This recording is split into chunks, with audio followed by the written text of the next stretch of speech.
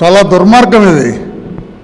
5 సంవత్సరాలుగా ఒక attempt murder కేసులో ముద్దాయి రిమాండ్ ఖైదీగా జైల్లో మగ్గుతున్నాడంటే భారత న్యాయ వ్యవస్థ దళితుడికి సమాధానం చెప్పాలి. ఎందుకు 5 సంవత్సరాలుగా రిమాండ్ ఖైదీగా ఉన్నాడో న్యాయ వ్యవస్థ అతనికి సమాధానం చెప్పాలి. మామూలు కేసులో ఉంటారా? మర్డర్ కేసులో కూడా, డెకాట్ కేసులో కూడా అంతమంది ఉండట్లేదు. అన్ని రోజులు రిమాండ్ ఖైదీగా ఉండటం లేదే. ఎందుకు ఈ బిడ్డ ఉన్నారు? జగన్మోహన్ రెడ్డి గారు ఎందుకు రావట్లేదు సాక్ష్యం చెప్పడానికి? న్యాయస్థానాలు అడగరు ఆయన్ని? ఆయన న్యాయస్థానాలకు అతీతుడు. ఆయన ఏం అడగకుండా ఒక దళిత బిడ్డ దిక్కులేని వాడనే కదా. అదే ఒక అగ్రకులానికి చెందిన వాడు ఇంతకాలం ఉంటారా?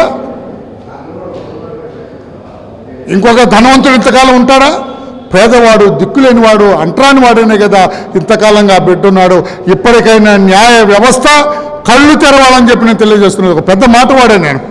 కళ్ళు తెరిచి why this man is in judicial custody for about 5 years in a simple attempt to murder case. That case was also not investigated properly. The NIA has not investigated that case properly. అందుకనే మేము demand చేస్తున్నాం.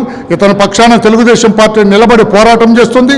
ఇతను jail నుంచి బయటకు వచ్చేంత వరకు కూడా మేము పోరాటం చేస్తామని చెప్పి కూడా తెలియచేస్తూ, ఇది చాలా అన్యాయం, అక్రమం. ఇది ఇప్పటికైనా న్యాయ వ్యవస్థ ఆ బిడ్డ బయటకు రావడానికి సానుకూలంగా వ్యవహరించాలని చెప్పి కోరుతున్నాం.